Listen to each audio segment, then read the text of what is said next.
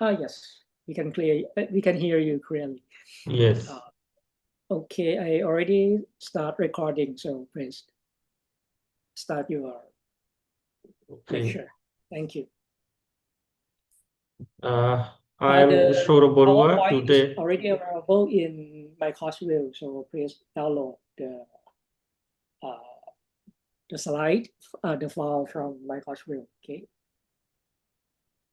okay. Thank you, Ajahn.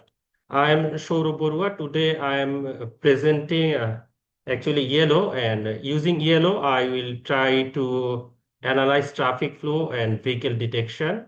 Uh, YOLO is the abbreviation for You Only Look Once. It's a library framework created by Alterytics in YOLO 2020. It's first actually introduced in 2015.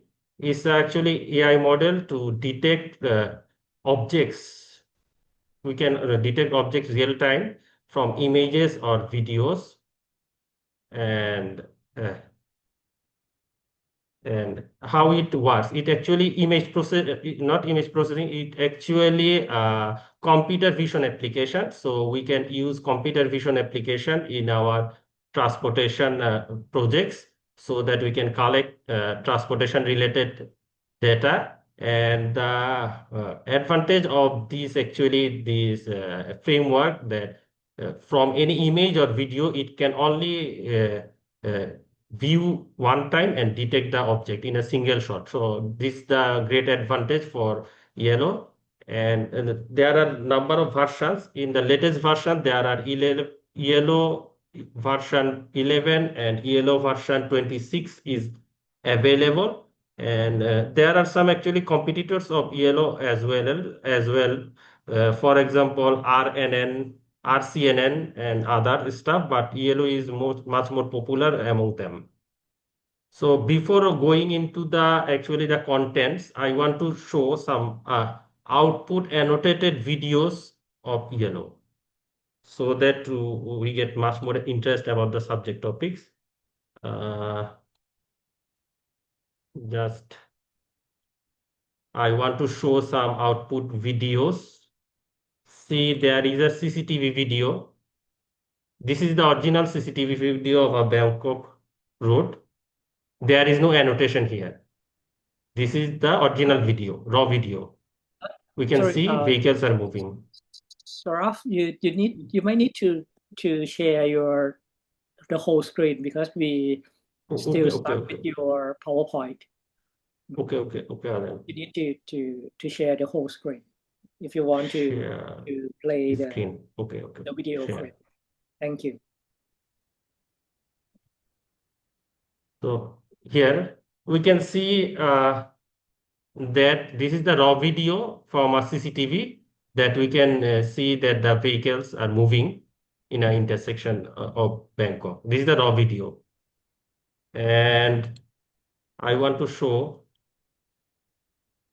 one annotated video using YOLO. It can detect vehicle speed as well in kilometer per hour, and also detect number of vehicle passing through the uh, lines. These lines are drawn by me in using YOLO, and we can count the vehicle and also count the speed. This is actually is extracted using YOLO from the raw data. Then I want to show another.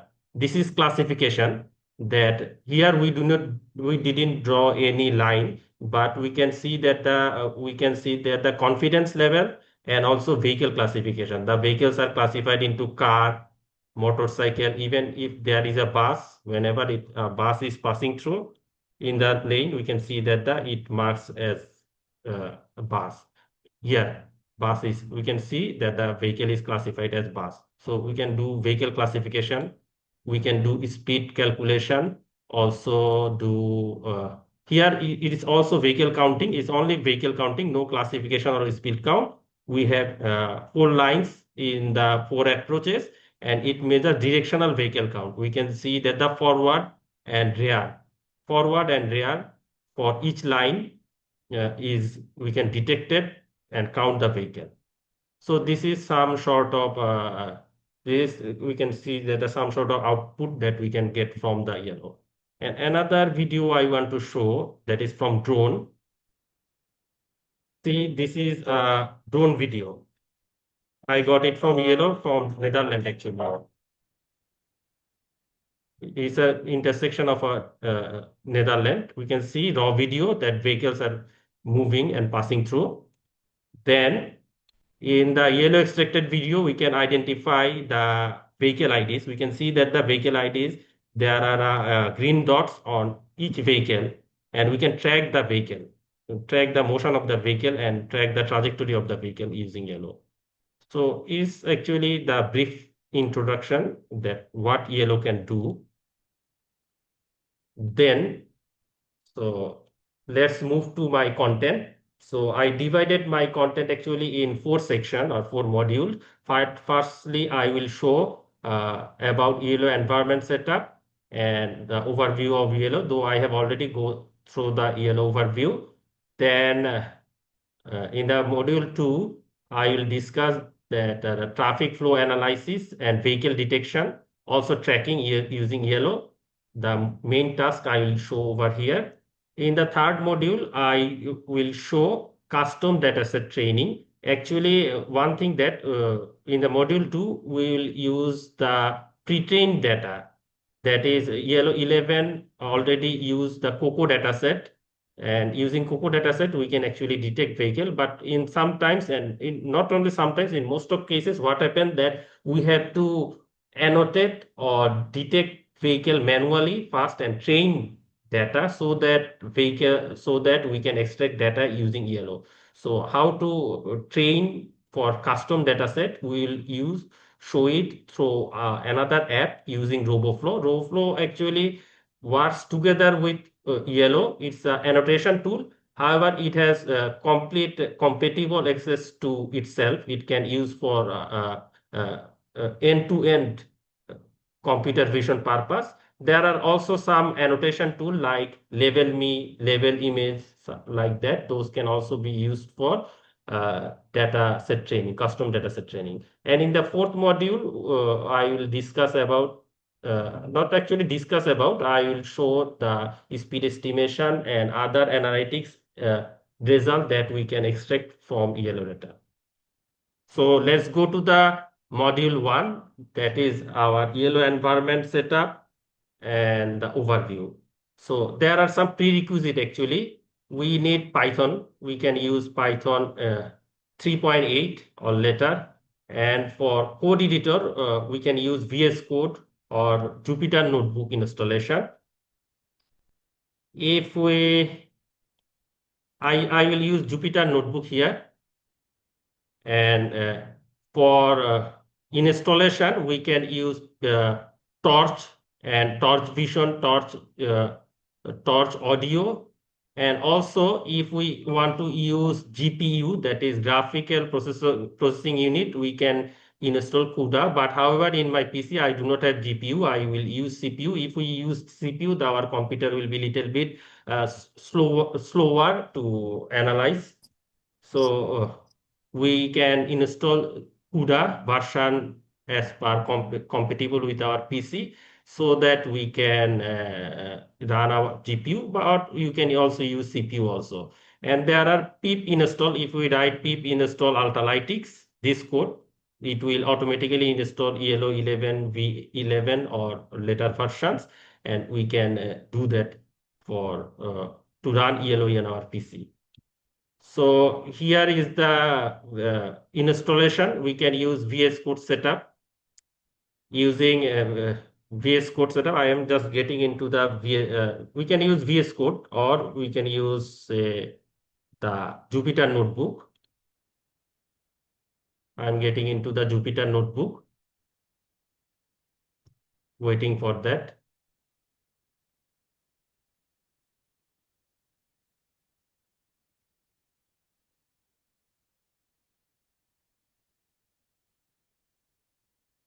And in the Jupyter Notebook, I am getting to the my folder where the file is.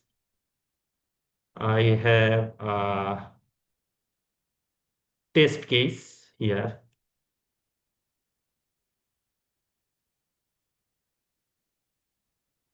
Here, firstly, obviously, we have to use pip install ultralytics so that we can install. If we do not have the ultralytics yellow, so we have to install the library.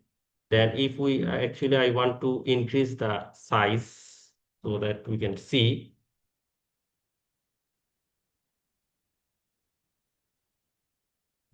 little bit, making little bit smaller.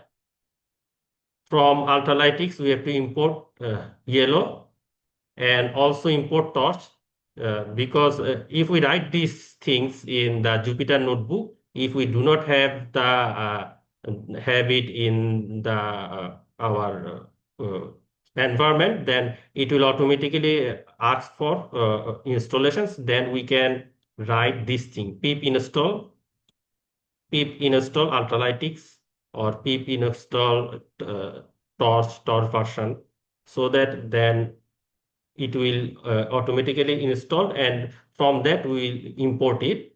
Then if we want to print the torch version, what is the torch version? Here we can see that our torch version is 2.10, and I use CPU. As I said, CPU is much more slower, but GPU is much faster for deep learning based anything, because yellow used actually the CNN, convoluted neural network based uh, approach.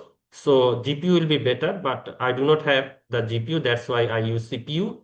And CUDA, if CUDA is available, here we can see that the CUDA available is false. That is, I do not have CUDA. And model I will use Yellow 11N. Within Yellow 11 version, there are some models. I'll show it a little bit later. Then we can see that I here use the 11N. N means nano. And if is printed, then it will show yellow install successful or not. Since I have already installed it, it's showing that yellow install is successful. So this is the way we can test actually whether our yellow torch and CUDA are available or not. We can check it. And next, and also there are some maybe need some dependency. Say if there are not NumPy, Pandas, Matplotlib, Seaborn, OpenCV, we can also install this using pip install NumPy, Pandas, Matplotlib, Seaborn, OpenCV. And if we do not have the actually Jupyter notebook in the VS Code, if we don't use VS Code editor, then we can also Jupyter notebook kernel, we can also install. And for Excel, we can also use this Onyx runtime for runtime. And for CUDA, we can also check. I've already shown that the CUDA issue, we can import the this CUDA is the Compute Unified Device Architecture. It's a parallel computing platform provided by the NVIDIA. If we have GPU, we can use CUDA to get the faster result. But obviously, we need torch. We'll use torch. Then in the how to set up in the environment. So to set up in the environment, if we go in the if we go to the PowerShell, say I'm showing here, file, new, we can go to the terminal in the Jupyter notebook. And this is the window PowerShell. In the window PowerShell, we can write this thing, set dash execution policy, set scope, current user, remote site. We can use this for the run as administrator, but not all PC, we do not need this. So firstly, we have to create the project folder. I have already created the project folder. That is better to keep the entire project task in the separate folder. So use mkdir, that is make directory, name it, and get into the project so that we can get into the folder already. After that, we have to create the environment. To create the environment, what we have to run, that is, we have to write in the here Python m I'm writing the code following like this: Python n vnv yellow underscore env. Anyway, it's not maybe not setting up again. We have to set up here. I am not going to set up here because I have already set up. If we write this and already create the environment, in that case, what we get will within the folder we get into here, and we can activate the window. We have to activate the environment. Or if we do not activate the environment, it will already run in the drive also. It actually is not mandatory to use the activate environment directly. Now about the installation. We can install the YOLO using pip install Alterytics, as I said, and it will suggest to install either YOLO V8 or V11 model. Also need to install, as I said, PyTorch. If we need OpenCV, we can install, and also the other dependency. Other dependency means we can install NumPy, Pandas, Matplotlib, Seaborn, and also the Torch. We have to install all this stuff. And firstly, I have to test. I've already shown actually how to test that, and also give the screenshot that from Alterytics, import the YOLO, then import the torch. We have to print if torch is available, torch version will be shown, and then if CUDA is available, it also shown, and model, we can load the model. I have already displayed in using the Jupyter notebook. A few. So, Then, hello, sorry for Adan. sorry.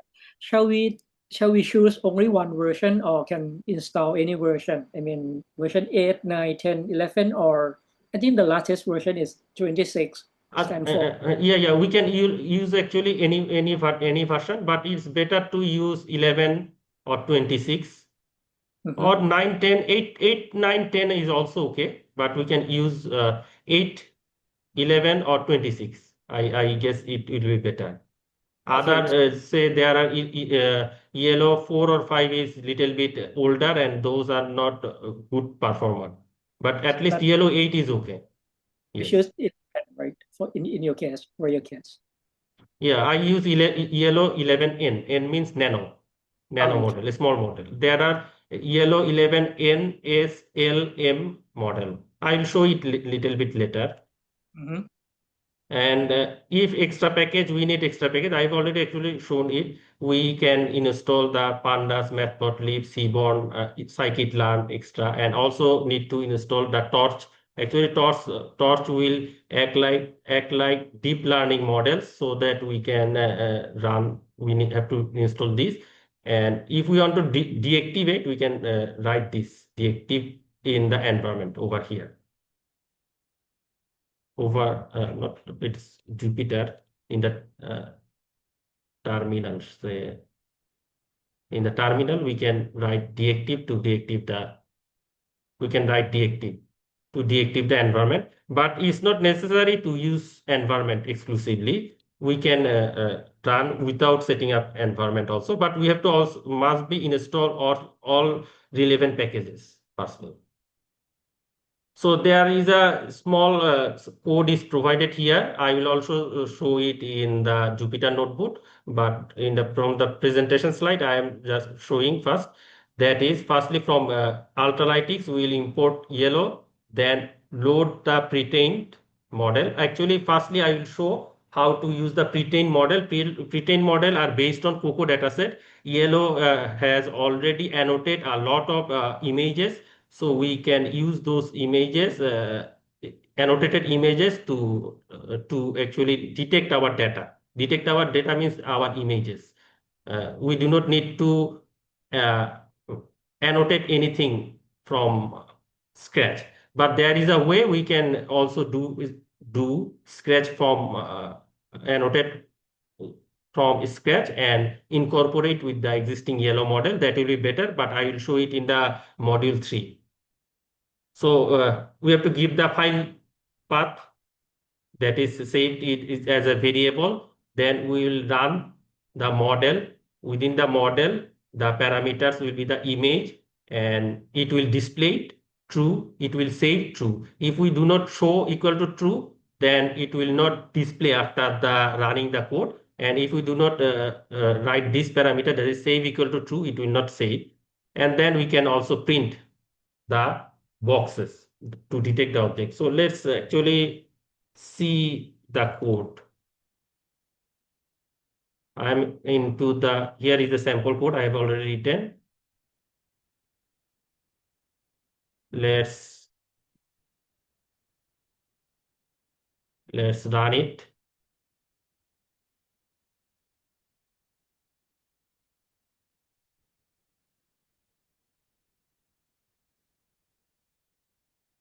Run selected cells. It's running.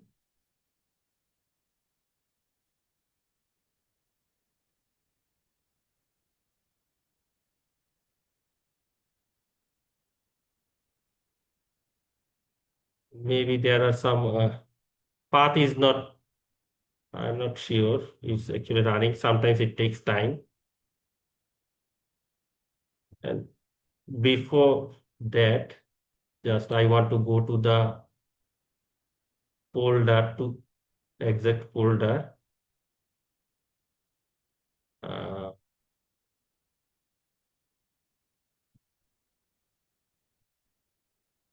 Here it is. We can see the sample.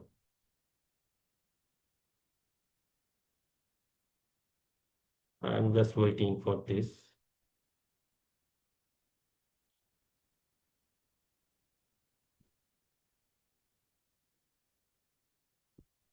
This is the original folder. There we can see faces of some people, and this is not annotated. It didn't detect any people, but after prediction, the output will be like runs within detect. We can see the picture is like that it detects each person, and also the confidence level also is showing. There is minimum confidence level is 0.84, maybe for some persons up to 0.94, and it detects all persons. The output will be like that. Actually, sometimes it actually maybe some problem with the PC since I use CPU. That's why. Otherwise, whenever we run this code, it will generate. I've already generating this type picture, and the input picture was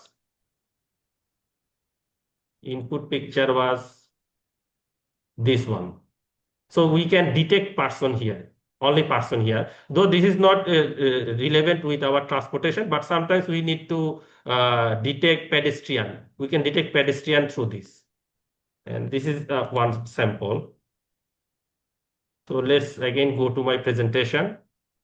This is because of this. Oh, sorry, can you turn back to previous page? Maybe next page. This is because this R in your program. This is error. Oh, why I write R? You are asking about this, you need to put Ajan? before the URL. This is necessary to put R. Oh, here there is two things. In Python, whenever we use file path, the issue is we have to write either double slash or we have to use backslash. Otherwise, there is a way we can you have to write the R. R means formatted string. Is code for R. Actually, is code for Python. Okay, yeah. Just curious that is your typo or not. It's okay. No, it's not typo. It's okay. But in Python, whenever we write the file path, we have three way actually. One thing that I am showing that file path will be exactly like Windows, and we have to write R, that is formatted string. Otherwise, we have to write either double slash or we have to write backslash. This is front slash. That's why I use R. It can be, it's the Python code, not other thing. Yes, other. And I have already shown this. And I now I will go to the yellow overview, the arithmetic page. the exact alternative page where the code is available. I'm copying it and go to the Ultralytics GitHub code, the original code where it is. This is the GitHub code of Ultralytics where actually everything comes from, and every codes are given here, and some examples are also given here. If we scroll down, that is talking about YOLO-26, that is the latest model, and Coco, it use Coco dataset, I say, and they do some comparative study for clients, we can see. And there are some documentations and how to use YOLO using Python. Some example codes are also given here. And now maybe in the next slide, I will show other things also. And this is the GitHub code, one thing. Then we have to go to the overview. Let's go to the overview. You're not here. I'm just getting into waiting for the overview where it is. Yes, we can install our models. Say in the here we have YOLO-26N, 26S, 26M, LS. We can download from here, or there are also, this is for Coco dataset. I'm also trying to find the YOLO-11 model actually. Detecting documents. This is detecting, this is YOLO's original page.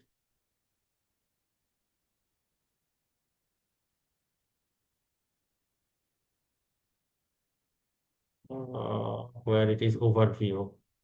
Maybe just above the picture. Can you go down a bit? Just here, and you can type all model. You can see all model, all model, all model, all model. Do not here. Model. Here it can. Here we can also YOLO-11. We can install. There are also some tutorial videos. Also they provided it, and here we can use YOLO-11 model. And for detection, we want to detect actually. There are also some other things, segmentation, pose, and other stuff. I will talk about little bit. If we go to detection, then we can see this 1126, not all model actually.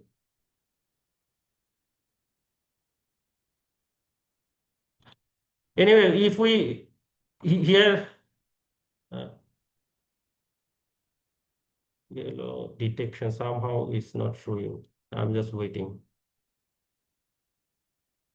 But we do not need to actually install direct from here. We can also install using PowerShell. We can write pip install. We can download from there directly also. Now let's go to the slide.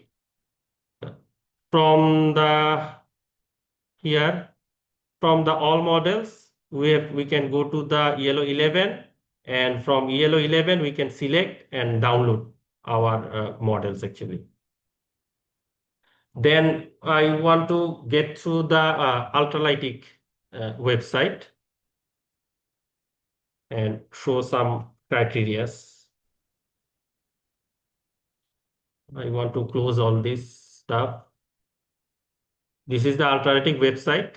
Previously, I show you about the GitHub code, and this is the Ultralytic website. And this is the original Ultralytic website here.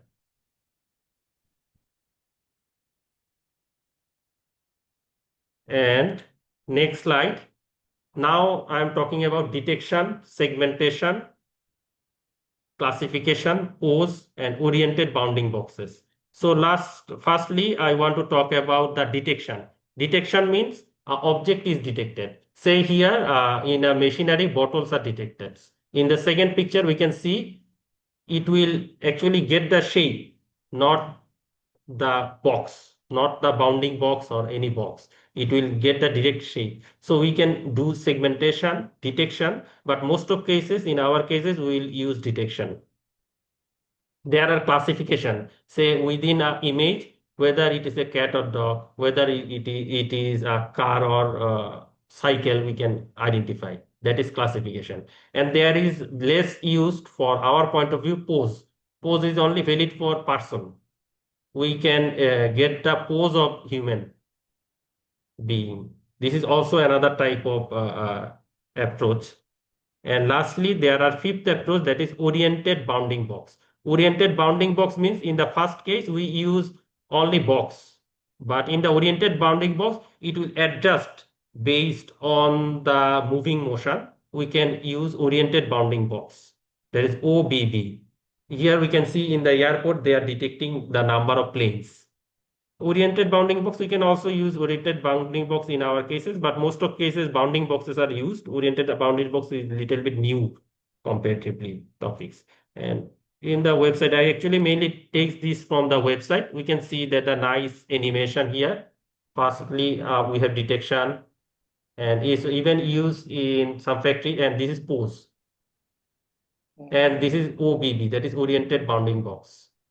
We can see the animations and videos relevant. There are some, they have already done some works, and we can see it. Okay. Next, I want to go actually some technical issues, that how yellow detects and how it works. I will go through very quickly because those are not application actually. Those are some theory related things. Say it actually yellow detects objects using a matrix, and first element of the matrix will be uh, our detection, person detection, uh, confidence level. Here it is PC, that is our person detection is 1. Then BX and BY. BX and BY is the center point of a bounding box. That is 70 and 60 based on pixel. BX and BY. Then BW and BH is the height and width of the bounding box. And lastly, there are 2C.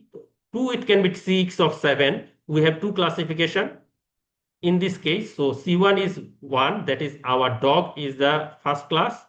And C2, that is person, is the class 2, that is 0. Then if there is a, say, person, we can also use this.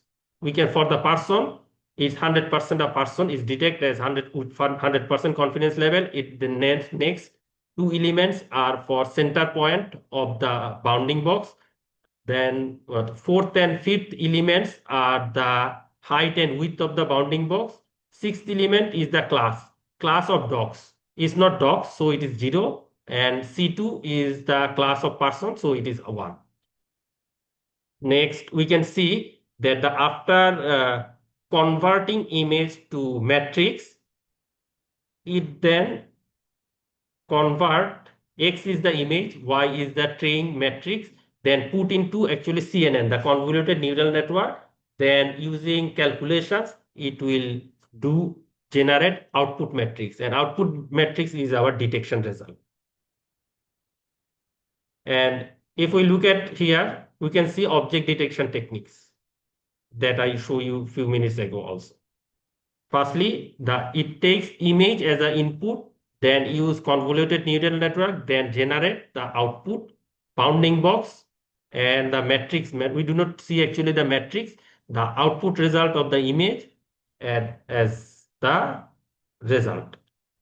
For multi-object, it actually use multiple bounding box and multiple centers.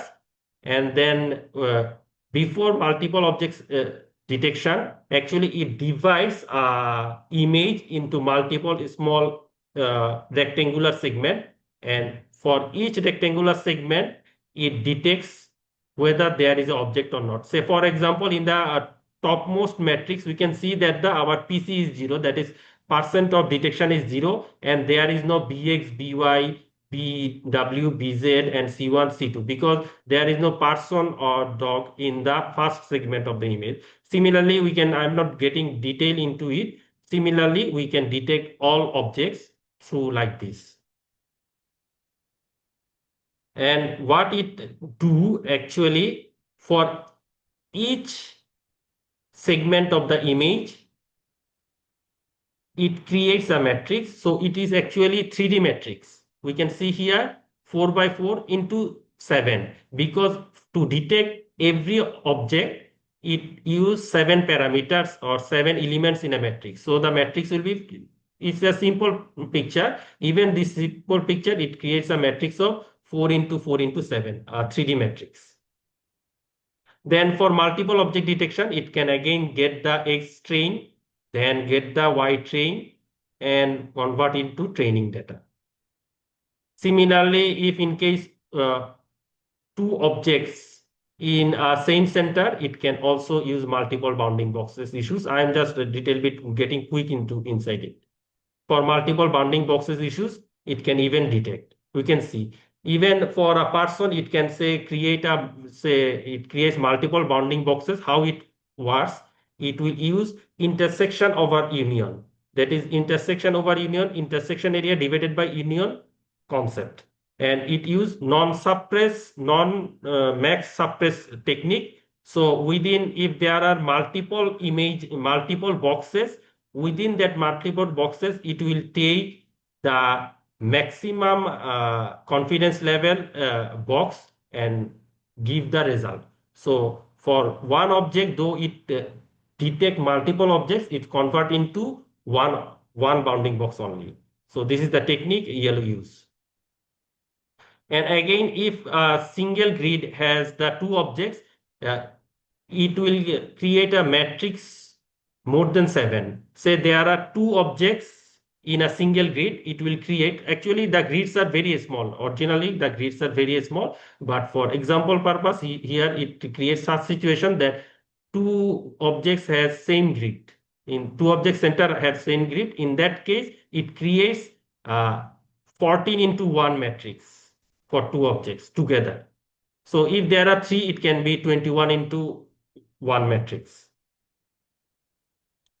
Similarly, it known as CNN with two anchor boxes and creates a long vector and can generate and get the output results. This is all about my module 1. Now I want to get into the module 2.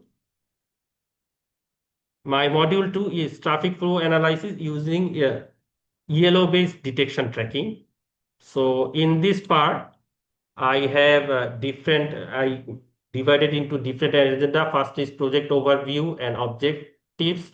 Then architecture, I will discuss about how the codes are working. And then detection and module. Lastly, we also work on the data analysis and visualization, get the results and see the applications. So project overview firstly. So in this state, we'll use manual traffic analysis.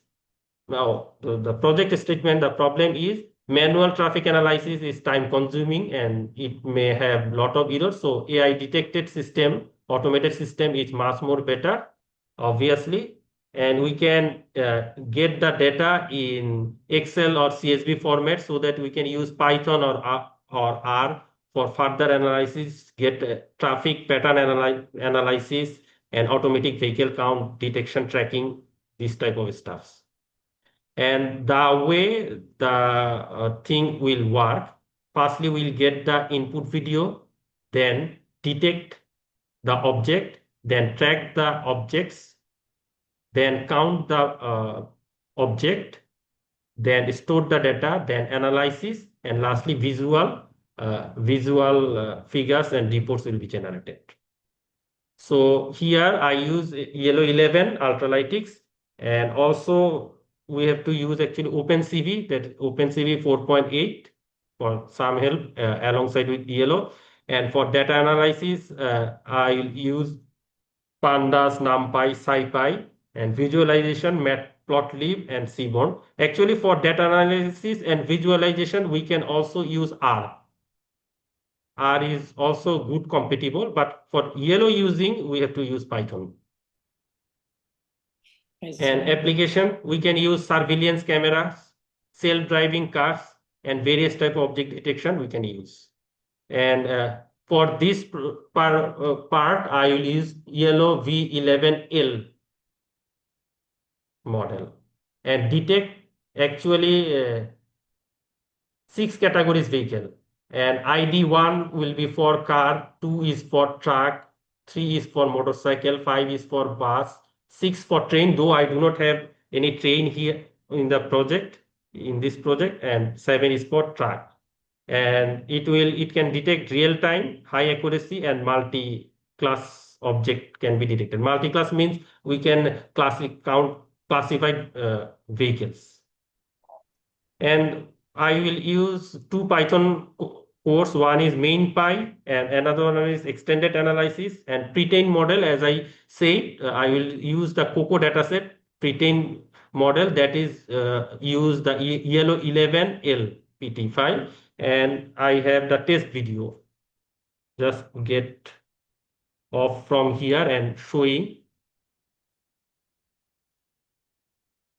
Firstly, the test video is here. This is the test video any without any annotation. We can see that the vehicles are moving. There are bus, cars, and maybe some motorcycles. You can see some motorcycles also in the video. The video I took here is very small, only 2 minutes maybe.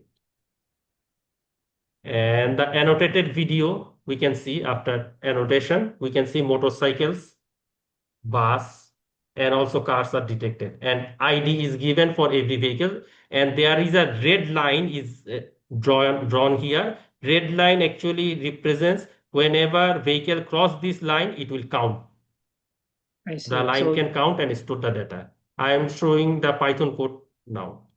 I have two Python code. One is main count, that is use the original yellow file. And then for further analysis, I use extended underscore analysis py. Firstly, get into the main count. This is use uh, not like this. This is I use VS. Actually, use VS code. Okay, I can use VS code.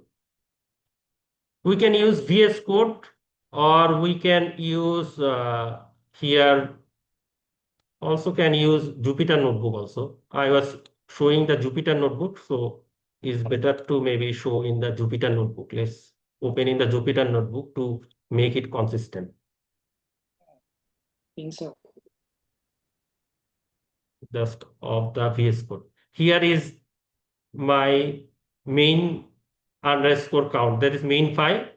I use import yellow from Alterytics and use dictionary, default dictionary, and use pandas for import.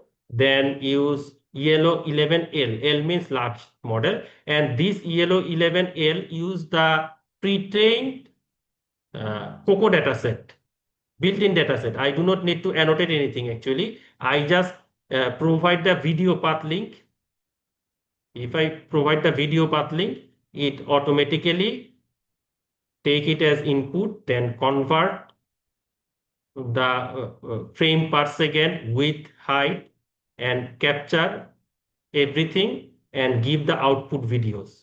And it will draw a line actually is based on 430 I use based on the pixel, so where the line will be in the picture, and within the, if any vehicle cross that line, it will input the vehicle ID in the empty dictionary that is created, and this is the logic.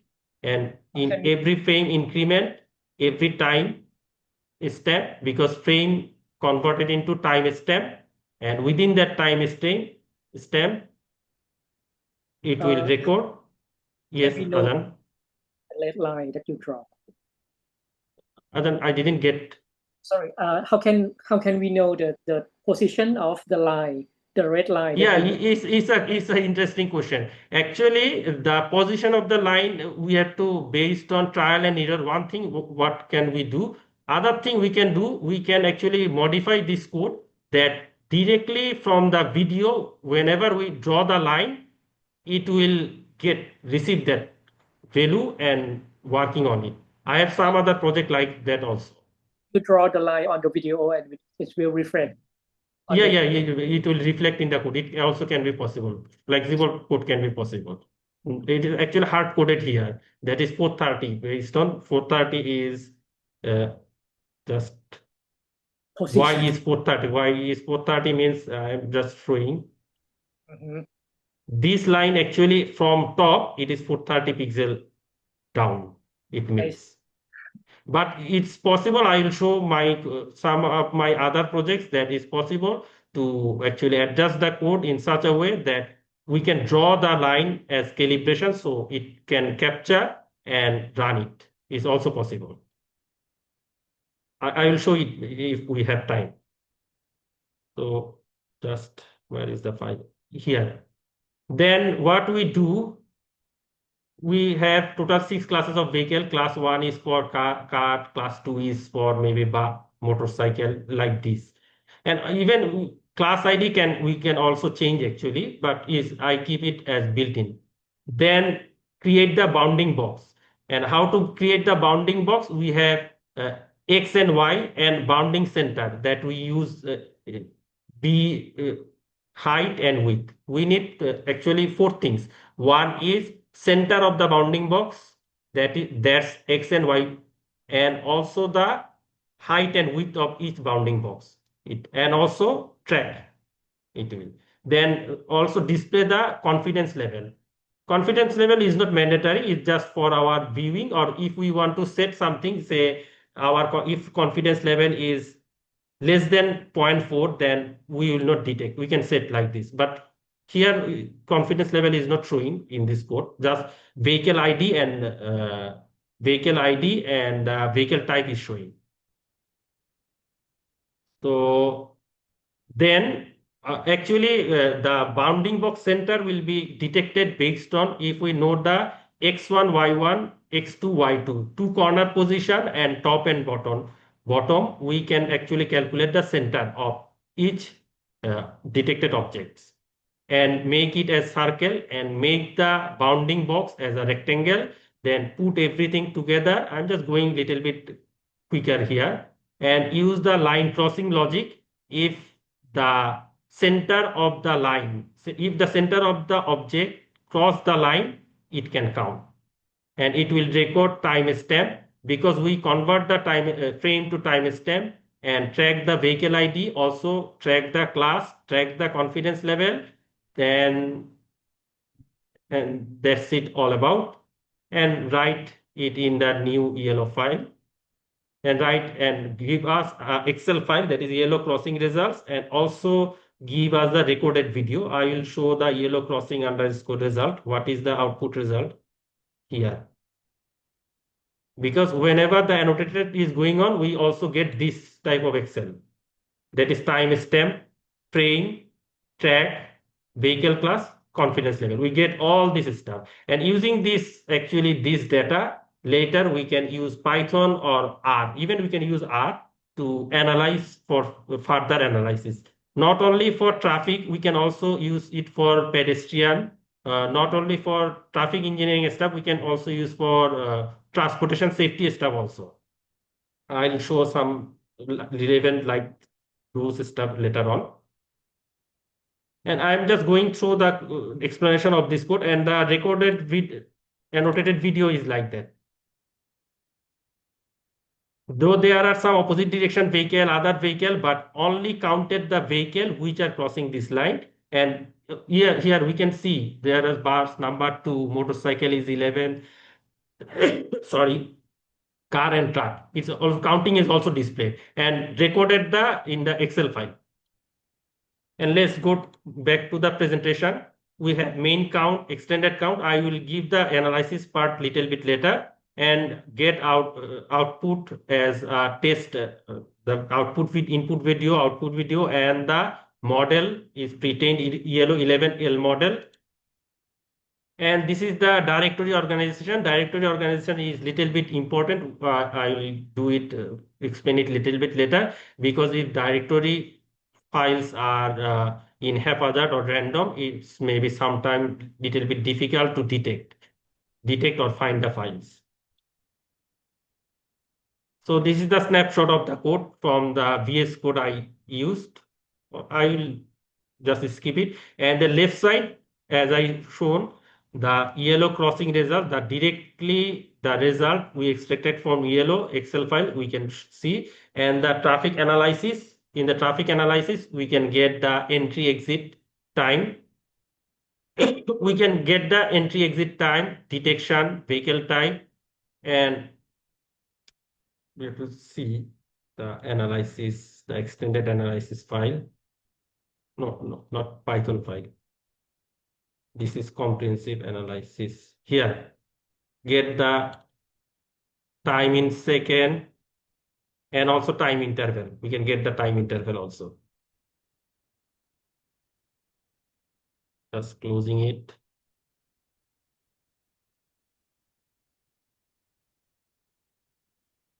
And this is the snapshot of the video that I already shown. So I avoid this for now. So somehow I'm just waiting little bit.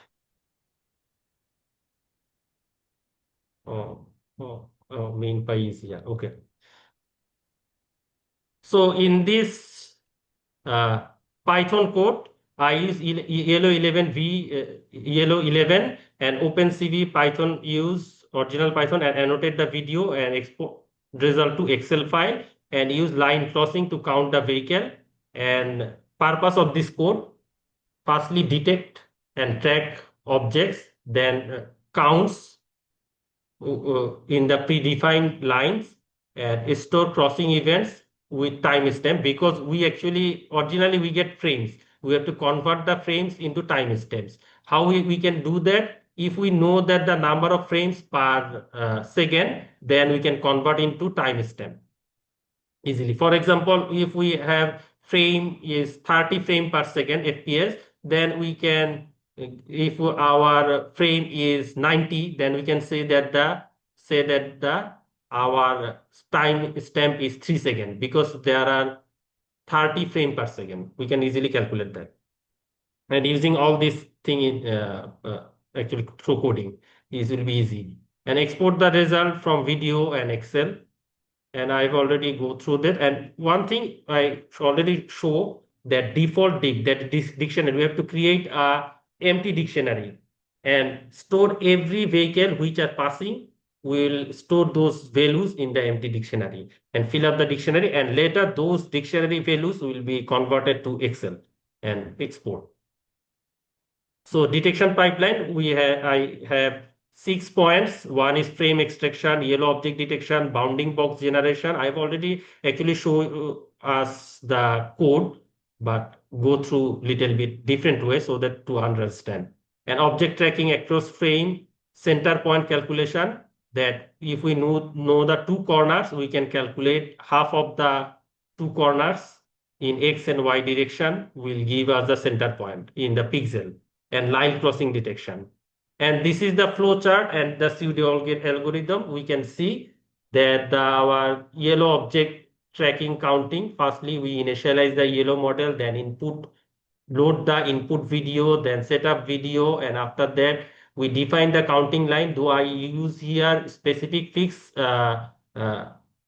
line, but we can also adjust it. We can get input from the video also, can provide the flexible code rather than hard coding, and read the video frames, run yellow detection, and check if object is crossed the line. If crossed, then this result will be stored in the class count and save the record. And lastly, exported to Excel.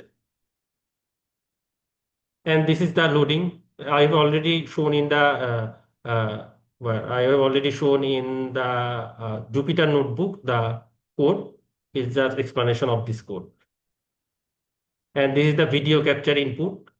We have to capture the video. This is the code. We use cv2.video capture. That is OpenCV. Within OpenCV, there is a method named video capture. If we run this, then this video will be saved in cap variable. And this video will be converted into every frames, and they will analyze every frames. And there are FPS, that is, I've already talked about the frame per second width and height, and it will convert the FPS into timestamp and create output videos. And output video writers, for output video writers, I use the cv2.videowriter method. So dot dot means within that, whatever the file path will give, that will record it. And I record the video as MP4 format. Other format can be possible. And line, for Y line, I use 430, but we can change. It can be not hard coded, but rather than it can be adjust actually this value. And there is dictionary create, empty dictionary firstly create a horizontal line, empty dictionary, and class count to store the data. Then record total 5 things. One is timestamp, frame number, track ID, object class, and confidence score. Those are actually shown here, where it is my yellow crossing results. Here, timestamp, frame, track ID, class, and confidence level, these values are stored.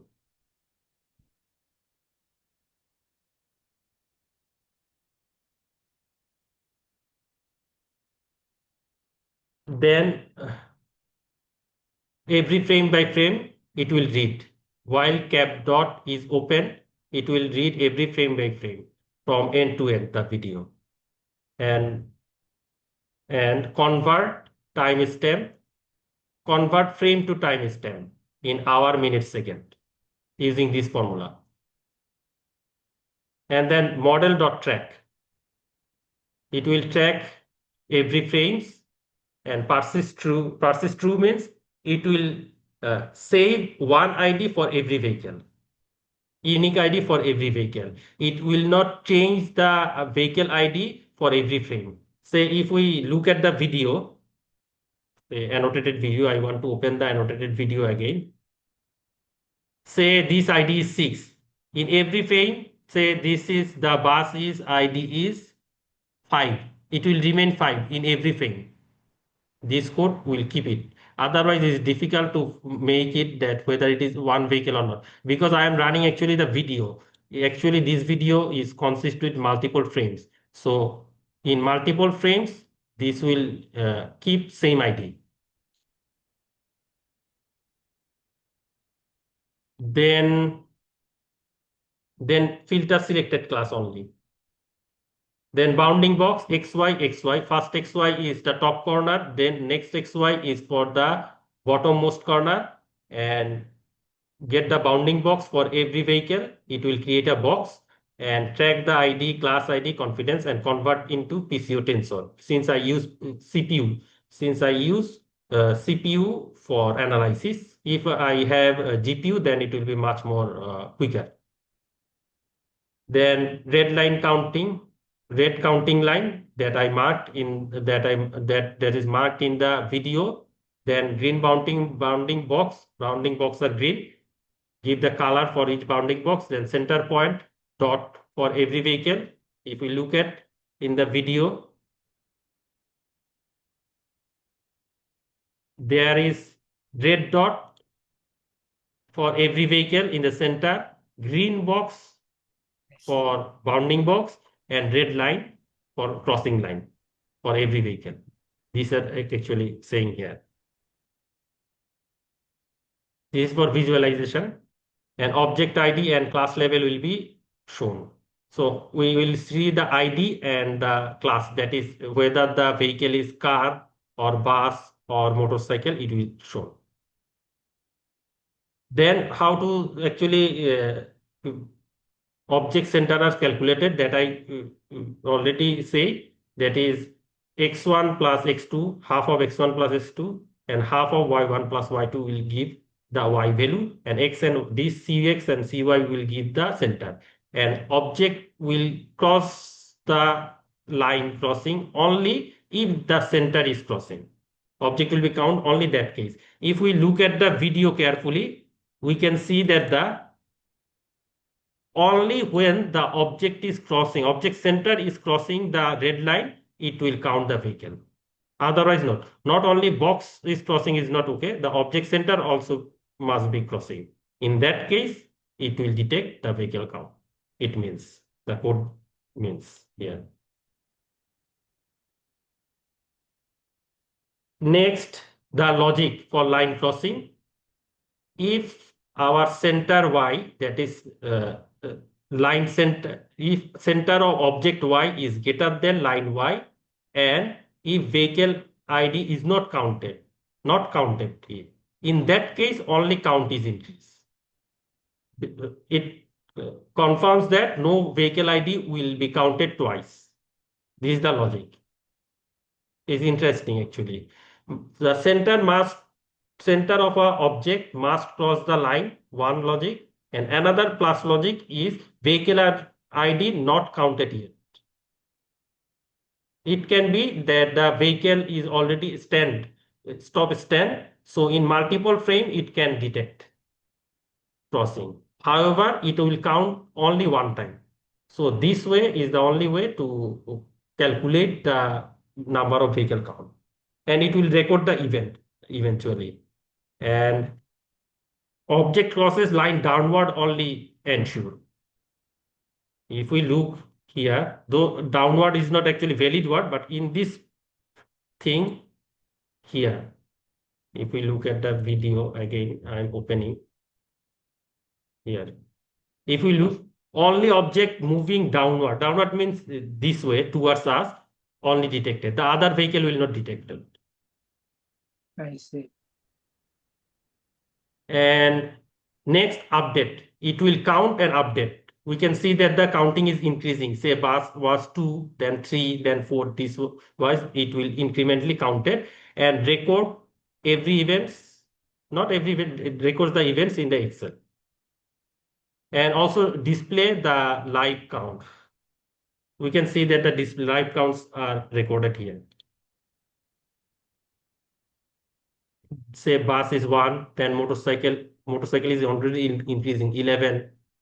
Car, truck, I don't know, maybe some leveling is problem. Truck is also detected. Oh, these are truck. They are considering van as truck. We can actually change the name also. It consider as truck. Van are name as truck. So we can see that the vehicle counts and increasing it and displaying. Then we can update. Even we can incorporate this with real video and help to monitor traffic flow instantly and record the Excel file, that yellow underscore crossing underscore Excel file. I'll save it here. And finally, also we get the annotated video that I'm showing a few minutes ago. And it will record the time stamp, frame, vehicle ID, class, and confidence, and ready for further analysis. So to mention here that for further analysis, we can use Python, even we can use R also. Since I use Python here beginning, so I keep it the further analysis in Python, not in R. But it's possible to do it in R also for next step. So I'm just skipping this. And I use for next analysis, that is explanation of extended analysis. I want to show the code first.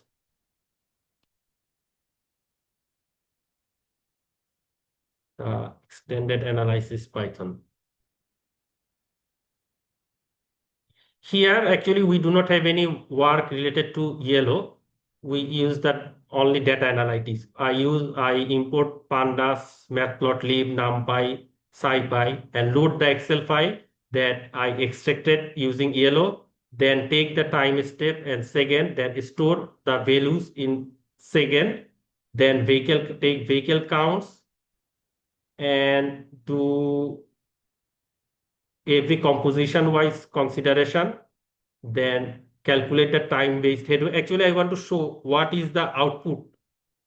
That will be first better to understand what the code is going on. I want to show the output actually.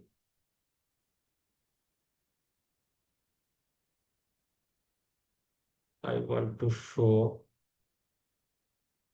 waiting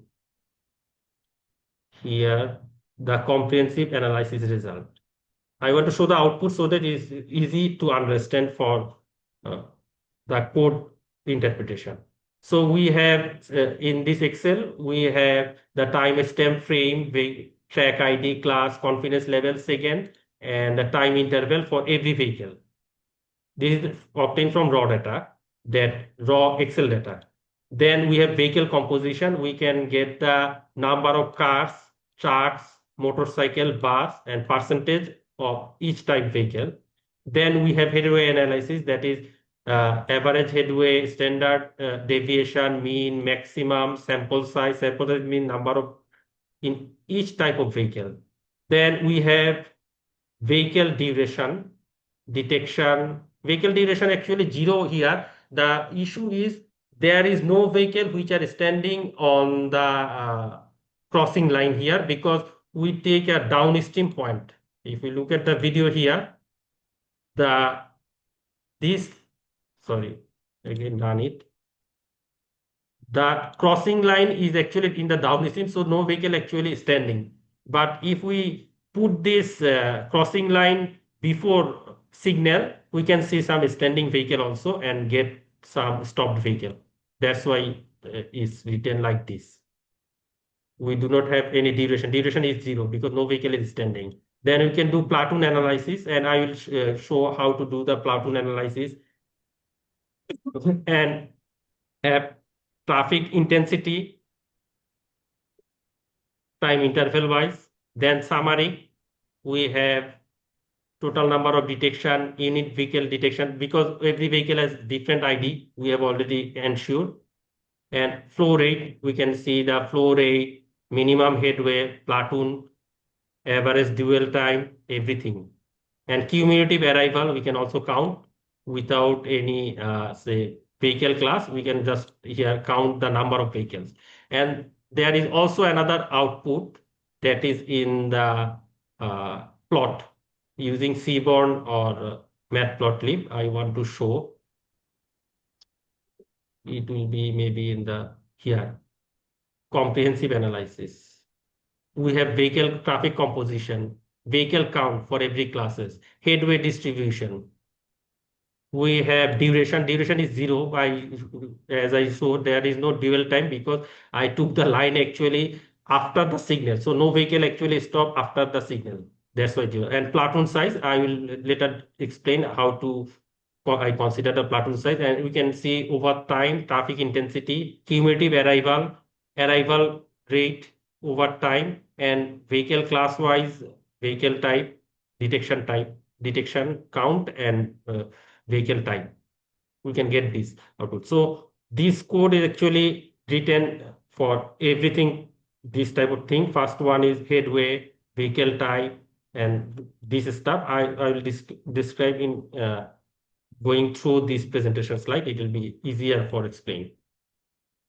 So here I use Python, Pandas, and Matplotlib.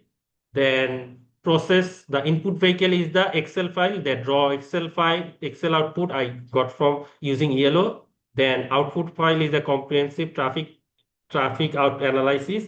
And the components I analysis, vehicle composition, headway, dwell time, platoon, and traffic intensity. And objective is already described, that I want Excel output and also graphical plots. And this is the pseudocode of the whole extended underscore analysis py. If we want to write this code in R, if anyone give it in the any ChatGPT or DeepSeek, convert into R code, then it will also generate R code also. So we can use R also, even not need to use the Python for this portion. Firstly, we load the Excel file, then prepare the data, convert timestamp into second and sorting those data, then count and percentage. For vehicle, it's very easy. we can count number of vehicle and convert vehicle composition, then calculate headway for each vehicle, and then dwell time. Actually, for dwell time, I get 0 here because no vehicle stopped over the crossing line. Then platoon analysis, also traffic intensity analysis, and convert into graphical forms and the output in the Excel. These are the stuff actually the extended underscore Python file give us. And input, we already know that we have 5 columns. One is time stamp, frame number, track ID, vehicle class, detection confidence. Detection confidence, I didn't use anything with detection confidence, but it's also possible to use detection confidence and some different type of analysis. Libraries I used Pandas, NumPy, Matplotlib, SciPy, and OpenPy Excel. This is for Excel export only. And for time processing, we convert the time into second, calculate the headway, flow rate, and time-based grouping. Sorting, firstly, I sort based on times and correct vehicle orders based on vehicle orders. Then calculate, consider the critical headway and platoon analysis. I'm describing a little bit later. And counts, actually 4 type of vehicle already counts. Truck, car, truck, bus, and motorcycle. If we look at 79, just recall. First picture, the very first picture, I show that the cyclist and persons are also detected. It is possible to use yellow for this type of stuff also. Say even traffic lights are detected here, but in my code is written in such a way only vehicle will be detected, not even person will be detected. So we can use yellow for even person count or even to survey road furniture we can use also. Your presentation is on the first page now. Sorry. Yeah, I am showing the first page to describe that other things can be also possible. That's what. Then in the 79 here. So we can see that firstly vehicle counts and percentage share for each type of vehicle will be calculated, and we can get the modal share, and mixed traffic analysis can be possible. And for vehicle composition, we need count for every type of vehicle, percent we can easily convert, and identify which vehicle is dominant and do graphical using pie or bar charts. And for headway, how to calculate headway is interesting. Say, if we know the time of current vehicle minus time of previous vehicle, current vehicle and previous vehicle, because we are firstly sorting which vehicle passes after which vehicle. So after sorting, we can easily calculate the time difference between two vehicles. So time difference between two consecutive vehicles is the headway. So from this headway, we can easily calculate average headway, minimum headway, maximum headway, and standard deviation. And headway for every vehicle type also we can calculate. And for headway category, there is some actually consideration we can group it into. Say if headway is more than 30 seconds for two consecutive vehicles, then it is isolated vehicle. If headway is within 5 to 10 seconds, it will be large gap. If it is less than 5 seconds, then it will be maybe within 3 to 5 seconds, it is comfortable spacing. We can category this way. And headway are computed separately for each classes, and headway mean standard deviation, as I said, those are already calculated. And dwell time is the entry time and exit time in the vehicle crossing line. And average dwell time distribution analysis outlier also can be detected. Actually, it's not working here because if we look at the video, our crossing line is downstream of the signal. So no vehicle is actually waiting or stopped over here. So our entry time and exit time is same. So actually no analysis for dwell and dwell time vehicle. Yeah. If we can place it in the near the intersection before the signal, then we can get some dwell time analysis. We get 0 here actually. And same thing, we can do some mean, standard deviation, max, mean, this type of thing. And for platoon, it is interesting. If vehicle gap within two vehicle gap is within 2 seconds, we can say that the vehicle is within the same platoon. If time gap is greater than 2 seconds, we can consider as new platoon, and we can group the vehicle based on platoon. And this is the code. This code is also written over here. If we look at the extended underscore analysis.py, here platoon, code for platoon is also, I'm looking for the logic where it is written.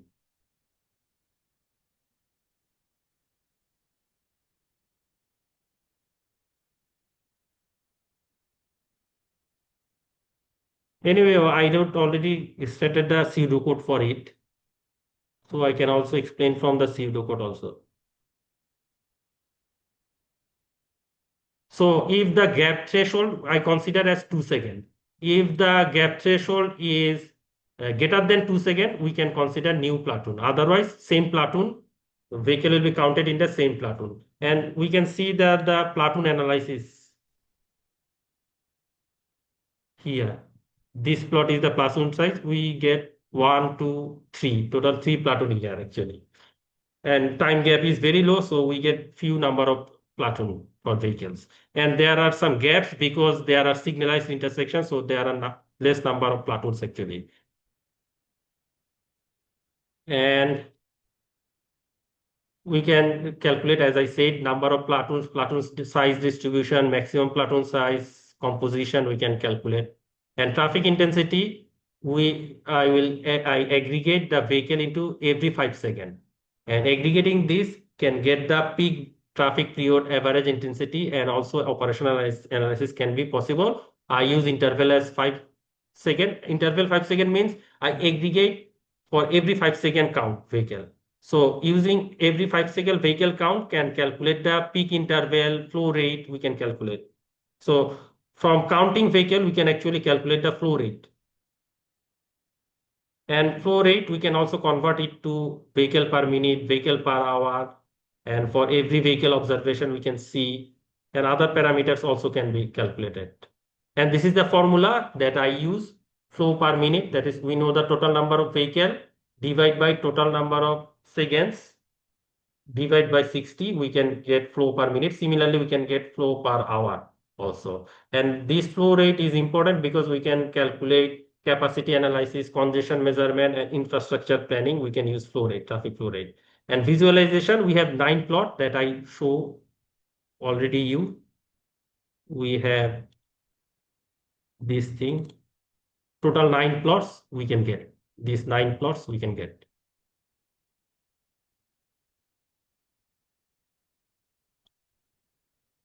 I want to close this and also this one. Can you listen me? Hopefully. Then maybe there are, oh, this. Okay, I will answer this later on, not now. Could you spend some time to answer the question in the chat Oh, box? okay. I have to read what is written. Beside the yellow model, which is classification task model, any other model which are better, or there are ways to create custom model that are more efficient, better in spec classification task. Okay, actually Yep. there are some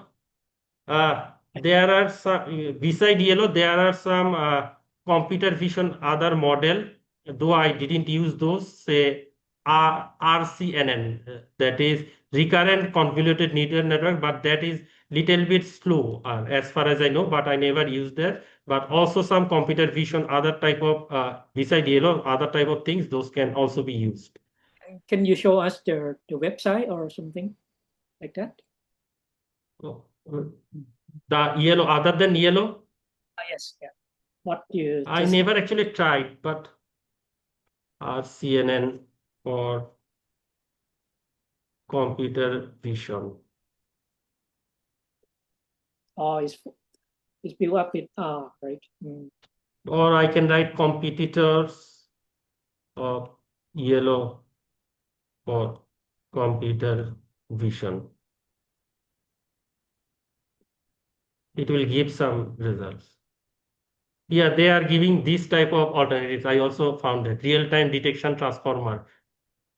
Actually, those actually only based on some GitHub code. Actually, they are not still maybe that developed in some cases, and some say faster RCN, and those are actually slow, very slow. But maybe accuracy is little bit more. But I am not sure whether those will run on usual configuration PC or not. These are competitors of Yellow. It can be. There are PP dash Yellow E. This can be also. Okay. Uh, Nanon also mentioned that he is it possible to classify different type of vehicle like uh, you might have tuk tuk in Thailand or something like Yes, it's possible. I will also show the custom dataset training. Actually, for Coco set, it's not possible to detect tuk-tuk, but in if we when we go through the custom dataset training, we can fine tune and include our own dataset. I will show the RoboFlow also. I So see, RoboFlow will actually support it. So we can infuse our own training dataset so that we can classify whatever we like. I We can see. adjust it actually. That's very helpful. And Yes. uh, I also asked one question that should we remove some object with very low confidence level? If you, Yes, Adan. We can fix actually if we put a logic if detection is if confidence is less than zero point 0.4 discard, then it will discard actually. It will not consider. We can do mm, that. Easily we can do that. That's why confidence level are given actually. do you have any rule that how low that should be considered as should be removed? There is no actually other specific standard value, but some cases for small vehicles we can use zero point 0.5 confidence level. For large size vehicle, say car or buses, we can use zero point 0.7. We can Mm, use. I see. For a small vehicle like motorcycle, if we use drone video, I will also show the drone video. I have already shown you the drone video. Those are very small, the motorcycles. So in that case, is better to use low confidence level to catch the vehicle actually. I see. There's no rule, general rule, right? Uh-huh. No standard, specific standard value. That's a difficult point. Mm, Yeah. okay. So Thank you. other yes. So other than the visualization framework, I use Matplotlib. I just already shown this and use 300 DPI and consistent color scheme. Grid is 9 by 9 subplot, but it's not necessary to use subplot. We can also use individual plot. We can change the Python code so that we can get subplot. Even if we use actually R for this, it may get some better visualization as well. And much more complicated analysis can be also performed using R also in this case, because this not yellow is actually using Excel to analyze the data. Then we have cumulative arrival curve and vehicle per second arrival histogram, arrival regularity, and also traffic behavior we can reveal and save all these type of stuff. As I say, that we have raw data, vehicle composition, headway analysis, platoon analysis, traffic intensity, summary statistics, cumulative arrival we can get. And for summary statistics, we can also get flow rate, headway statistics, time duration, peak traffic data.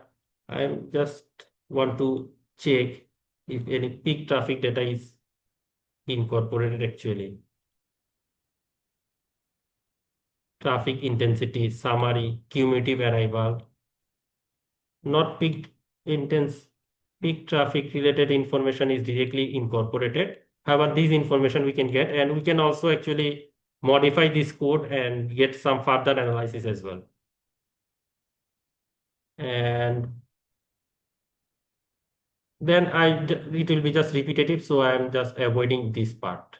and total actually 4 output will generate it in this total process. Firstly, yellow object detection tracking, I use yellow. Then yellow crossing results, I converted these results into the Excel file. Then get the comprehensive traffic analysis dashboard. The dashboard is in PNG format, and also get the Excel result for this comprehensive analysis. Total 4 files we can get. If we look at here, firstly, get this one, the yellow crossing results, and further analysis, traffic analysis result, comprehensive traffic analysis result we get, then get this uh, dashboard, plotting dashboard, and also get the annotated video we get. These 4 files are the output files, and input is only one, this one video. Okay. This one video is the only input video. So next, already talked about the visualization. So next comes the interesting part, that is module 3, custom dataset training using RoboFlow. Though there are some competitors, obvious competitors of RoboFlow, we can use LevelMe, Level IMG, and lot of things actually for custom dataset training. And previously we used the pre-trained data, and pre-trained data already have large set of data, and those can be already built up. Coco dataset for drone, there is Viz drone dataset. For custom data, we can actually fine tune over it, as one of our participants say that we can classify for tuk-tuk or other tech. Yes, we can classify using custom data set. I'll show it a little bit later. Annotate those things. Now let's go to the actually RoboFlow. RoboFlow actually a tool, is actually AI assistant tool to label data. I'm copying this and pasting over here. This is the RoboFlow website. I have we can sign in. Whoever do not yet sign up, they can sign up. But I have already ID. I want to show. This is the RoboFlow. Is actually not free fully, but in the free version we can some access, and we can do a lot of stuff still. For every month, some credits will be added. So this is the RoboFlow, and I already have some projects. If we look at here, I have already some projects, and actually I want to show. I should show actually from very beginning actually. Yeah, say from projects, new projects, I have to give a name of this project, say test. I give the name as test 403. Suppose I gave an annotation group. I do not need to give any annotation group. Make it public. License will be CC by 4. There are also some license, but we can use this. Public and traditional. I want to go, and I want to do object detection. This one. There is classification, segmentation, key point detection, multimodal, other thing. We will do object detection bounding box. Not why there is visibility. Okay, for this purpose, I want to make it visibility. Visibility public somehow is closed. Okay, I say car detection is car. Visibility is public. Okay. We have to annotate groups, at least one group, say car is given here. Now create, we have to click create public projects. Yes, I want to sync or duplicate, whatever is create. Now we have to actually upload file. Go to desktop, then for yellow projects, say we have already one video. Object detection, the video is over here, maybe. Yeah, test. Select it.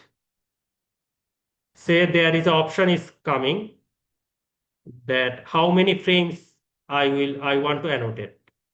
Say there are 1 frame per second. We can make it small or we can make it more.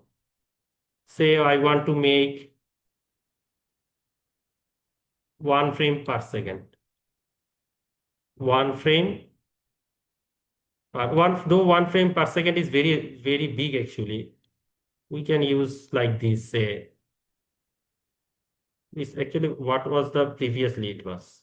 Okay, keep it say 8.5 second per it and choose frame rate. Okay. Then it already extracted the image from my picture. Here we have do not have any actually vehicle. So what we can do, we can annotate the video. So how to do that? Uh, we have to label firstly uh, attributes. Okay. Save and continue. We have to do save and continue.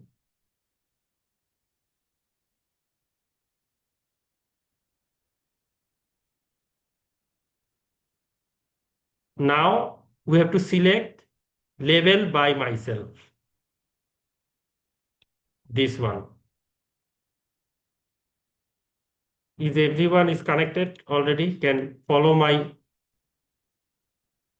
me? I'm not sure.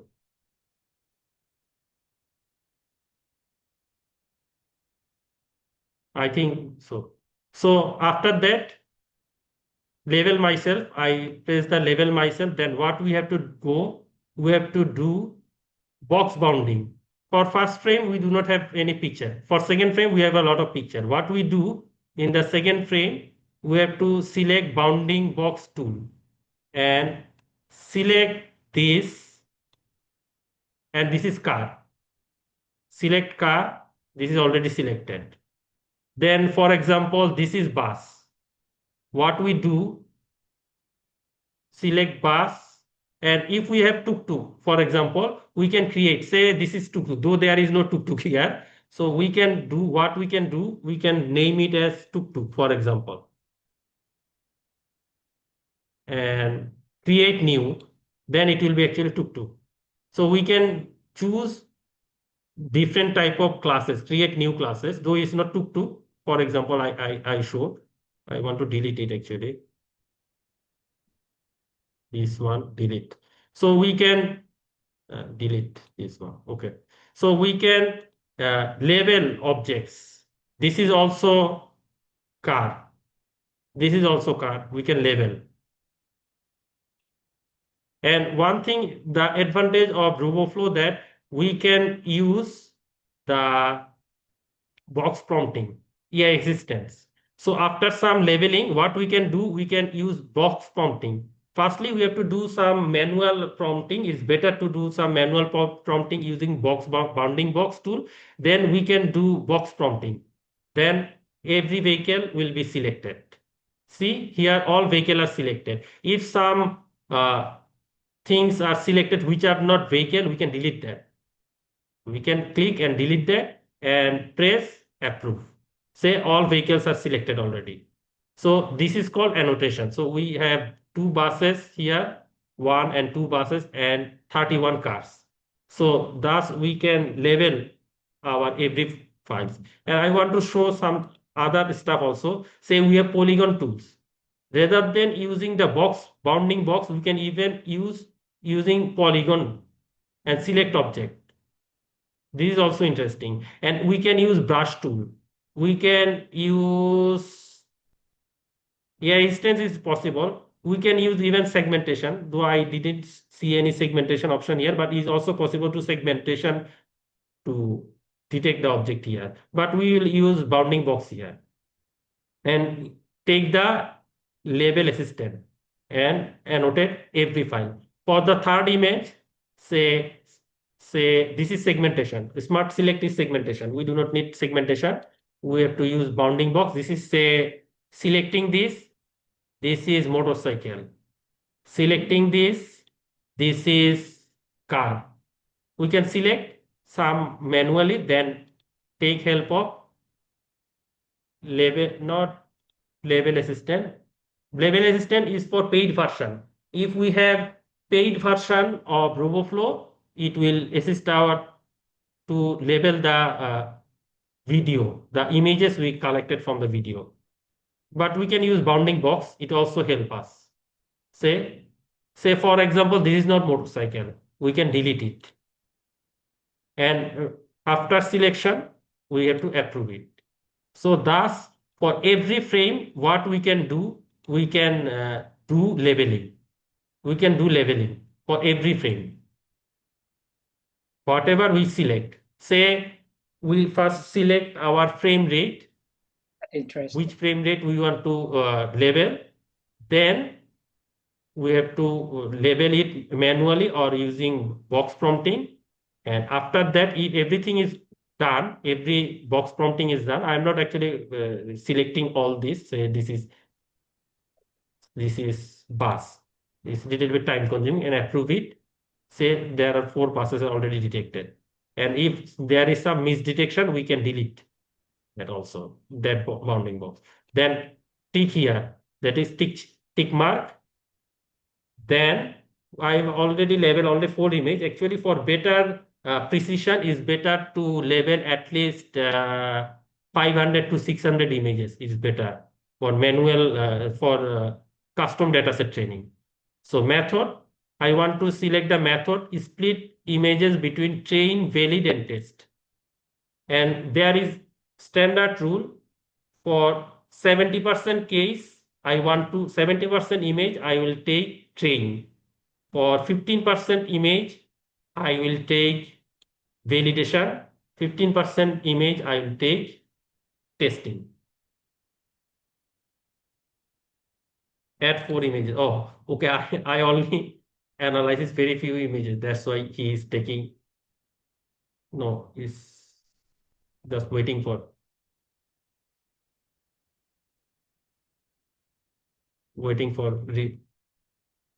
response from Rover.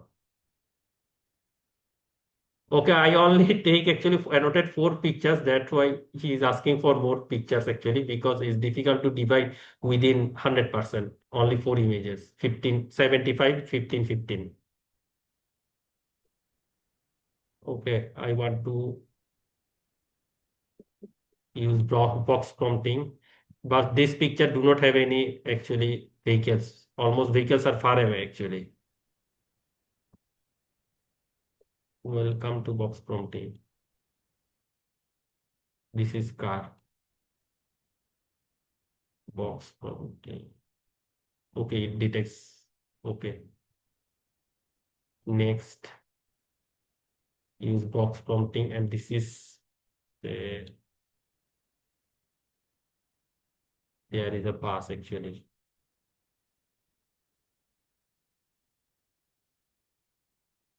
Here we have a pass. We can actually change the size of our box also. This pass, and use box prompting to automatic assess. This is not also selected the motorcycle. Anyway, somehow say is okay.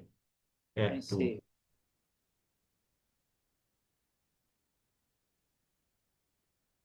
Hmm. So you can train new vehicle with Yeah, this. yeah, we can train any type of thing. Even we can train street furniture, say for street light or some other objects also. I see.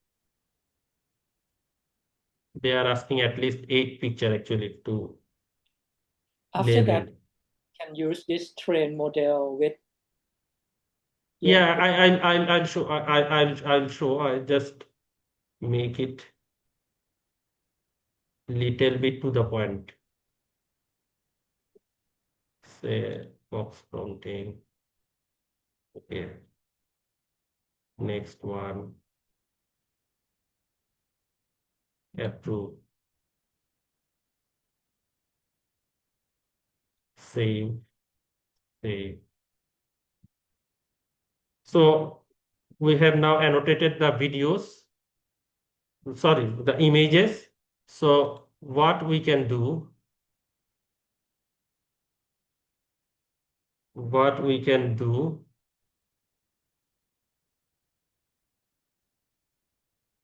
click the new data set. Just I want to show. Click the new data set. We have 4 images, 8 images, 4 classes, and it is split into training, testing, validation, and we can create here. Also, before create, there is augmentation. I will talk about augmentation a little bit later. Uh, so we can create, and if we create, then we can download it actually. We can download dataset. Here, we can download to zip to computer and use this data, and it will be in YOLO-11 format. We can change actually format, different type of format. In YOLO-11, YOLO, there is YOLO-12, 26, different model we can save. We can save in different format. However, we can download it as zip format to simplification here. And there is also, we can train actually model directly in the RoboFlow. But the problem of training data in the RoboFlow is, since it's free version and there is a API key is needed, sometimes it creates problem. So what we do, we will use Google Colab code to extract the base PT file, so that that base PT file can be fine-tuned with the custom data set and do our custom model. So I want to get back in the actually my presentation slide.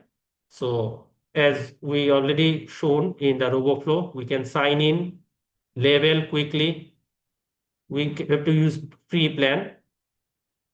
Projects, we can create new projects, and we'll use bounding box prompting, drag tool, zoom in, zoom out. Even we can do zoom in, zoom out to clarify. Say there are motorcycle, very small motorcycle. I have already annotated those motorcycle here because we know that in Bangkok we have lot of motorcycles. In drone video, it's little bit difficult to annotate those video, but it's also possible here. And we have to split into test train. Here, the example I shown, there are 50 images, 3 classes of vehicle, and then split the images into train, validate, and test. Then the issue of augmentation that I told you all, that augmentation actually a technique to artificially increase training data set. Say we have total 50 picture images from our video, but within 50 images, we have only 3 images of say TomTom.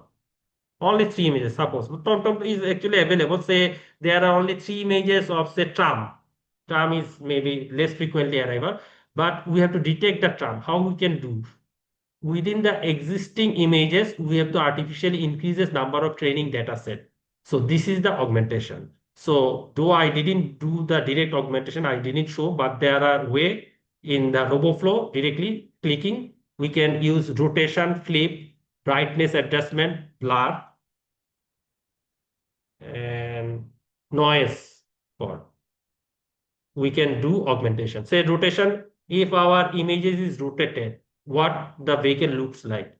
If our brightness say is evening time or night time, we can adjust the brightness and create new images based on using augmentation. So augmentation will increase the precision of our model. And this is already I shown that create new dataset and export the zip file. And now I will talk about the Google Colab training model. This is actually why I use Google Colab training specific model. This is also written in the Python because I do not have the GPU. So if we use the Google Colab training, then we can use directly GPU from the cloud. So that will give us some advantage. And we can also train actually directly from the RoboFlow, but we are using free version. So that is little bit problem actually.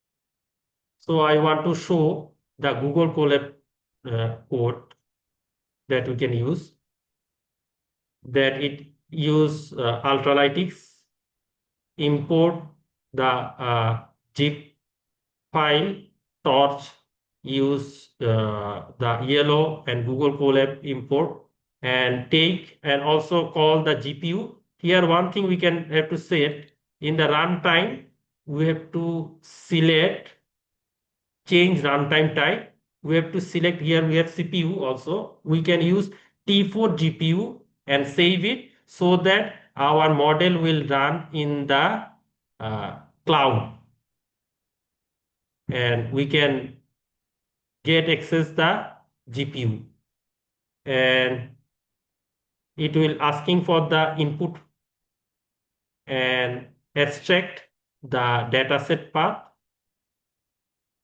and then it will produce a base PT file and relevant data YML. If it is not data YML, it's not problem. Then it will train, test, validate for the annotated dataset we created from the RoboFlow automatically. And there is some augmentation it use. For example, we can see it augmented for light, augmentation for light, adjusting light. For stability, it also do some augmentation and validate, and it also gives our precision recall values for this our custom data. If we run it, we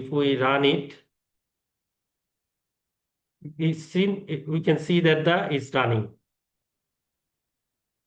It start running and it will run up to maybe 100 epoch,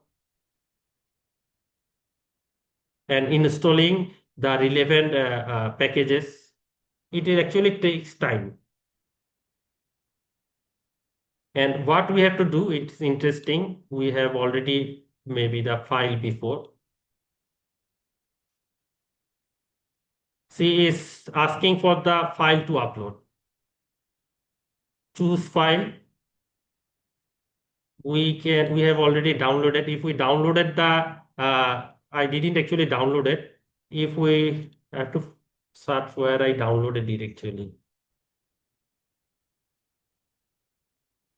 Maybe in the other folder I have it.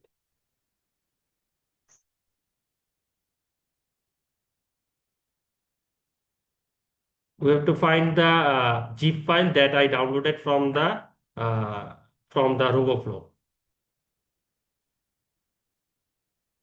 I'm searching. Actually, for this, I didn't actually download it, but I have some words like that. Here, say this is for Bangkok data, and I have already have the zip file and upload it in the Google Colab. It will read it and create a model, custom made model, which I can use for further analysis in yellow. It's running. That's very helpful. Yes, Adan? Sorry, that's very helpful, I think, to train. Yes, Adan. We can actually, one thing I want to confirm here, that here, say, for example, the our main count is here. For example, here we can see that I use yellow11l.pt, but whenever get using the train from the Google Colab, we have to use base.pt or last.pt. That we can download that file and use this here. Actually, that base.pt will be fine-tuned for my custom dataset. Though that based on yellow 11, but is fine-tuned based on my own data set. That's the process actually. But it's actually time consuming, say it will run up to 300 epochs, so maybe it takes time. So it's done. I will proceed my presentation. It's okay, I think. So, yes. So that's enough. Yes, Ajay. So for base PT, to get the base PT, I described the code of the Google Colab file. I just going through quickly. that firstly we have to library setup, then upload the data set, then extract data set, find configuration YAML, that will create a YAML file and locate it and update the path, load that model and set the training parameter, and we can actually get the model performance, that is precision, recall, and MAP metrics we can also see. And actually, we do not need that. We need the base PT file. Uh, we can use that base PT file later on and download it and later on. And now the module 4, the last part of my module, that I have some my own project on the speed estimation and miscellaneous analytic example I want to show. And I give the YouTube link, relevant videos of my projects. One is from CCTV footage and another one is from drone footage.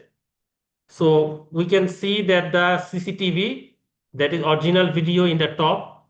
In the right side, we can see the annotated video for flow and speed, annotated video for classified vehicle count, and also directional flow we can count. And this is the flow chart of the code. I am not detailed going through those code. We can capture the CCTV video, then yellow vehicle detection. We can extract object tracking, and object tracking. I want to say one thing about the object tracking, because there are, for to extract the object tracking, there are two algorithms in the yellow. One is deep sort and another one is byte track. Usually byte track is little bit old, but byte track is more used. But if we want to track people, we can use deep sort. The difference between deep sort and byte track is, if we want to do re-ID, re-entry ID classification, say for example in a pedestrian, he may enter into the video frame multiple times. In that case, we have to use deep sort. But in case of vehicle, it's very unlikely that the vehicle will enter multiple times, because one vehicle is passed forever within the analysis time, maybe 1 hour or 2 hours. But for people or pedestrian, it's possible that he will re-enter. In that case, deep sort is more preferable. And speed estimation, I want to show something about speed estimation 1 or 2 minutes later, because we have to calibrate for speed estimation.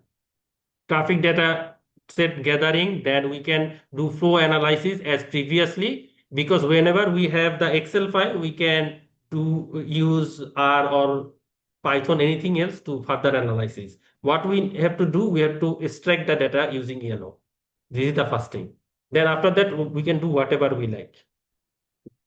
And this is some analysis I want to show, that we can do box plot of speed distribution. We can do speed density relationship. We can do headway distribution analysis and aggregate 5 second or 5 minute or 5 second or 10 minute aggregated vehicle count we can see.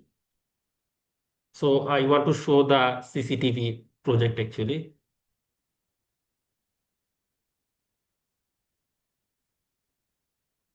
I am waiting here. Analytic example, CCTV. Here, that video I showed. The original video is this one. And whatever Adam said, that whether we can adjust or change this line. If I show actually the code, we can see that here it was running. I want to close this. Okay. For the code, just show the result. Yeah, I will show one thing. CCTV camera. The code speed. Here I do not have any count line. I create a vacant dictionary. And if we run, I'm not sure it will run right now or not. This code will asking to draw line actually directly in the video. Then we can adjust the crossing line as we need.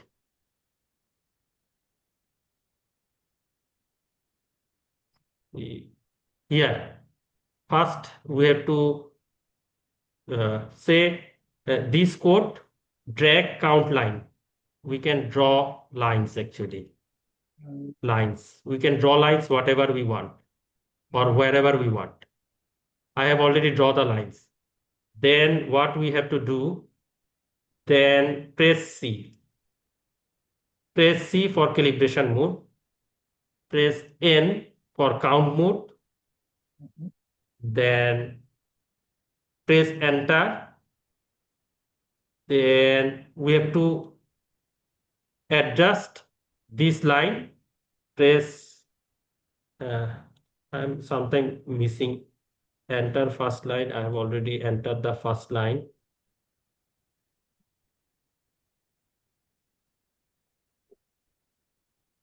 First press. Sometimes, okay, I want to show another video actually. It's sometimes create problem. I want to show that it's possible to draw different line and we have to actually give the calibration point. There is a video of Netherlands drone here. One sec, tracking trajectory. Maybe this one. Okay. Run this, run this, run this. Here also we have to draw lines actually.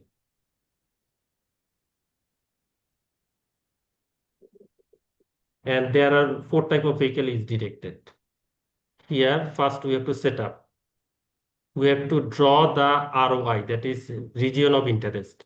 Say my region of interest is this area, this area, this area. I'm drawing roughly lines. This area, and only this vehicle will be detected. Other vehicle will not detected in that case. And that's it. Then press N. Then draw calibration line. For speed, we have to draw a calibration line so that we can adjust pixel with the meter. Say this lane to this lane, this is 2 lane, and say we know that this is say 7 meter. Suppose we know. Then within the red line, I draw, press N to done.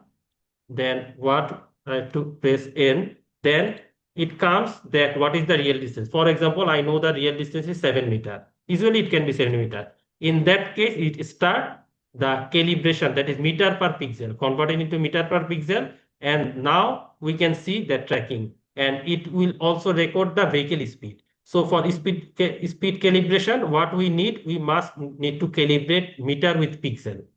That's I want to show. I'm stopping it because not going this thing. So that I'm talking about that calibration. And we can adjust actually lines, whatever we like. And this is for one drone video, that example that I was actually going through. This is drone footage from Netherlands, and also annotate the videos using yellow 11M model I use medium model here. And the process I use, that first we collected the drone data, then clean the data, need to clean the data, then draw the trajectories and comparison validation and do the analysis. And this is some, we can see that the vehicle trajectory in the top left side, and also traffic flow over time, and also time to collision, that is accident or road safety related information also we can actually collect it from the video. And acceleration profile, vehicle acceleration profile, something like that, or deceleration profile we can get. This is all about and limitation of some computer vision, not only yellow, some computer vision technology are weather condition, that weather may affect yellow. Not only yellow, the computer vision technology, occultation is a problem, because occultation means one object is hiding another object due to vision obstruction. That is occultation. Occultation can be a problem, and nighttime operation can be critical, especially if light is very low in that case, computer vision may not work properly, but it may also some other technique can improve. And different vehicle types can detect, may difficult to detect in some cases. And camera calibration is much required. As I show, for speed estimation, we must calibrate pixel per meter, pixel with the meter, because actually the data extracted is in pixel. We will convert this pixel data into meter or feet in our unit. So we have to decide it. We can use actually two way. One thing, as I shown, that we know distance length in the video or image and give is distance and measure our calibrated information. Or other thing, we can calibrate it using GPS. Same procedure as ArcGIS or QGIS do. We can do calibration like this here also. And some feature enhancement, within feature enhancement, there we can do, as already is not feature already done, speed estimation. We can uh, detect lane detection, vehicle color recognition, license plate is also possible. Weather adaptation is challenging, maybe if it's raining or uh, daylight is very low, or is night time, it may be difficult. Pedestrian detection, cyclist tracking can be possible. Road sign recognition is a project. Accident detection, in US many projects are going on accident detection techniques, like I show this graph, that time to collision is possible to calculate the time to collision, and critical safety events we can found using video image. And also do some predictive analysis, as I shown. Multi-camera synchronization can be a challenging issue. 3D traffic construction can be challenged. AI risk predictor integration, mobile application can also be possible. And that's all it about my presentation. That's it, Azan. If anyone have question, may ask it me. Okay, thank you very much. I have a last question. Just type in the chat box. I just ask: is it possible to detect or to separate motorcycle with or without passenger? You means you want to separate passenger and motorcycle separately? Only motorcycle you can drive alone or with passenger right behind.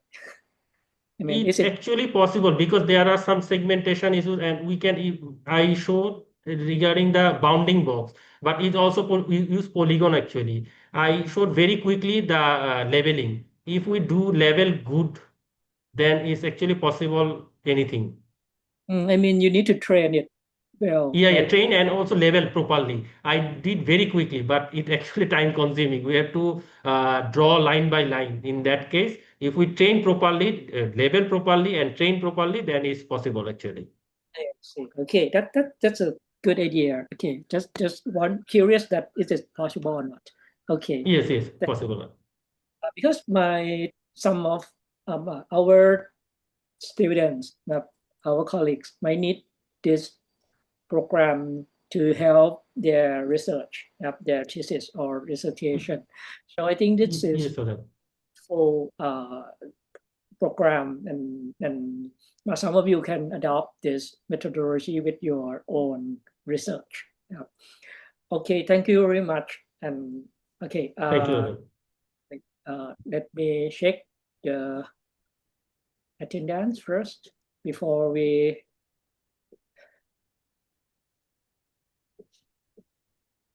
Okay, let me refresh the screen. Can you see the my host view right now? Okay, you have 2 minutes for checking the attendance. If you're ready, please scan the QR code.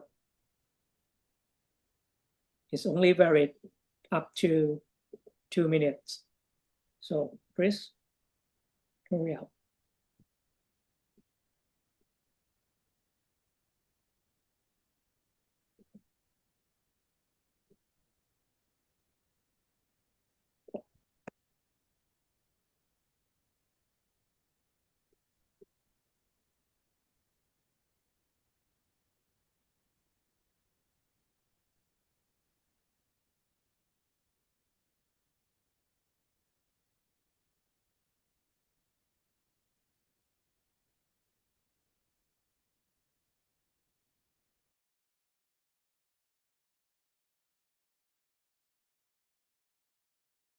Okay. Did you finish? Anyone? Anyone need more time? I just saw someone just just just being online. Okay.